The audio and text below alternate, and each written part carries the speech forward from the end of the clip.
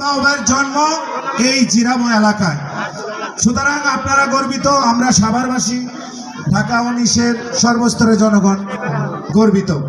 আপনাদের কাছে বিনীতভাবে অনুরোধ করছি, আপনারা আগামী দিনে আগামী জাতীয় সংসদ নির্বাচনে আপনারা বিপুল ভোটে ডাক্তার দেওয়ান মোহাম্মদ সালাউদ্দিন বাবুকে জয়যুক্ত করবেন। ধানের শীষে সেই ব্যাপারে আপনারা বাড়ি বাড়ি যে ঘরে ঘরে যে ভোট চাইবেন।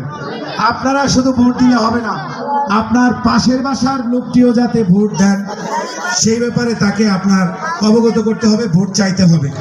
সকলের কাছে ধানের শীষ প্রতীকে ডাক্তার দেওয়ান মোহাম্মদ সালাউদ্দিন বাবুর পক্ষে ভোট চাইছি, বিনীত অনুরোধ করছি আপনারা ধানের শীষ প্রতীকে ভোট দিবেন। আমাদের প্রিয় নেত্রী দেশনেত্রী বেগম খালেদা জিয়ার জন্য আপনারা দোয়া করবেন। ধন্যবাদ সকলকে। বাংলাদেশ জাতীয়তাবাদী ছাত্রদল জিন্দাবাদ, দেশনেত্রী বেগম খালেদা জিয়া জিন্দাবাদ, দেশনায়ক জনাব তারেক রহমান জিন্দাবাদ, শহীদ রাষ্ট্রপতি জিয়াউর রহমান অমর হোক। আসসালামু আলাইকুম। ধন্যবাদ তমিজউদ্দিনের গঠনমূলক বক্তব্যের জন্য। সম্মানিত উপস্থিতি, এবার জাহান মিনি। বিসমিল্লাহির রহমানির রহিম।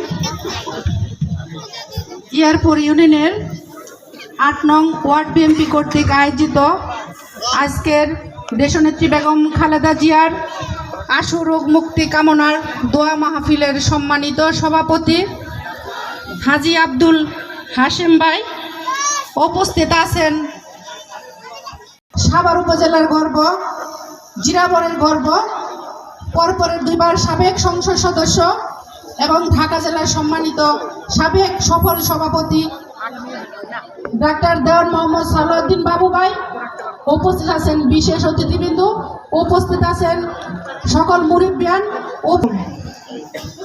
আজকে এখানে ভারাক্রান্ত হৃদয় নিয়ে আমরা এসেছি। দেশনেত্রী বেগম খালেদা জিয়া অনেক অসুস্থ, আপনারা সবাই দেখেছেন।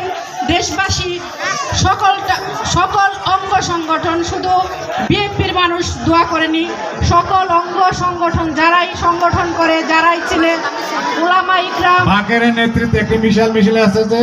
বাকেরকে ধন্যবাদ। সবাই একটু শান্ত হয়ে বসো। সবাই দেশনেত্রী বেগম খালেদা জিয়ার জন্য দোয়া